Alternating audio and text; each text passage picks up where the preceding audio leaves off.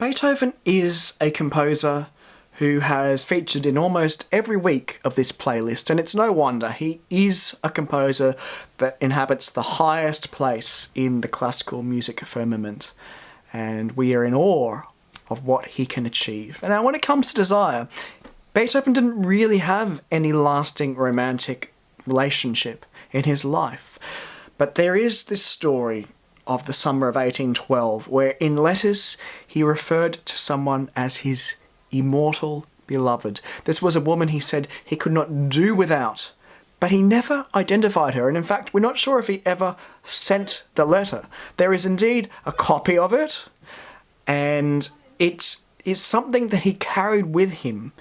In the last 15 years of his life, he moved house on average once every year, but in the midst of all this chaos of moving, we know what it's like to move house, he held on to this letter to his immortal beloved. Now, it's one of classical music's great detective stories, and there are so many people who, academics and musicologists, propose Beethoven was writing about when he was writing about his immortal beloved.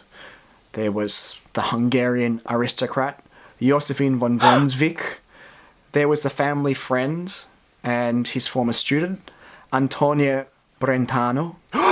We're just not sure who Beethoven was writing to, but it caused him great pain to be separated from her. It was likely she might have been married or unable to be with Beethoven for a variety of reasons. But in that very same summer of 1812, Beethoven was also working on his much celebrated 7th Symphony in A major. And of that 7th Symphony, it's the second movement, the Allegretto, that was clapped so resoundingly that the performers had to repeat it at its premiere. It's a very soulful and heartfelt movement, almost imbued with this desire. It starts very simply with a little rhythmic ostinato. Dum, dum, dum, dum, dum, dum, dum, dum, dum, dum. A dactylic bar, stressed, unstressed, unstressed. And a tracheic bar, stressed, unstressed. Dum, dum, dum, dum.